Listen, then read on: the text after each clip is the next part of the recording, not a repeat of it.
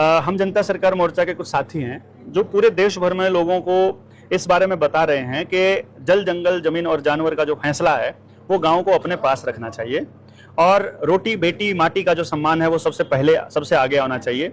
खेत, खेड़ा, खाप वाली जो व्यवस्था हमारे पुरखों ने स्थापित की थी वो दोबारा से स्थापित होनी चाहिए और शिक्षा, स्वास्थ्य, न्याय, राजनीति, खेती और धर्म से पूंजीवाद पूरी तरह से खत्म होना चाहिए।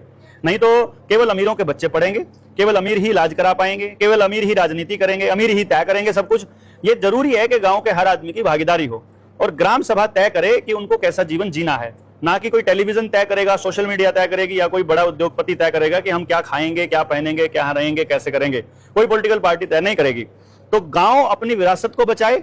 गुरुओं की ये धरती, 5 नदियों की ये धरती, आप देखेंगे नदियों के अंदर गंदा पानी फैक्ट्रियों के अंदर डाला जा रहा है, पानी को खराब किया जा रहा है, बल्कि कुछ फैक्ट्रियां तो रिवर्स बोरिंग करके नीचे जमीन के पानी को भी खराब कर रही हैं, ताकि आप सब लोग बीमार पड़ के किसी तरह अपनी मूल जगह को छोड़कर कहीं और विस्थापित हो जाएं।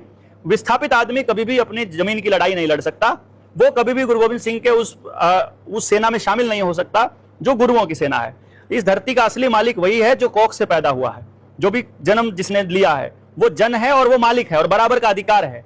खेत में आप देखेंगे किसान के खेत में यदि टटीरी अंडा दे देती है घोंसला बना करके, तो किसान अपना ट्रैक्टर लेके आएगा तो वो उस अंडे के, उस घोंसले के ऊपर से अपनी ट्रैक्टर को नहीं लेके जाता, वो साइड से जाता है, क्योंकि किसान इस सिद्धांत को जानता है कि जहां जिसका कब्जा हो गया वो जगह उसकी है। जब तक वो वहां रहेगा, तब तक, जब तक वो अंडे रहेंगे तब तक वो जगह टटीरी की रहेगी।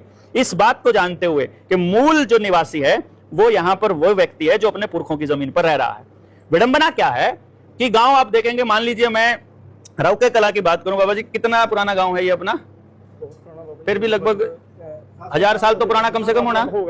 अब ये 1000 साल पुराना गांव है। इस गांव की जो नीति निर्धारण है वो डीसी कर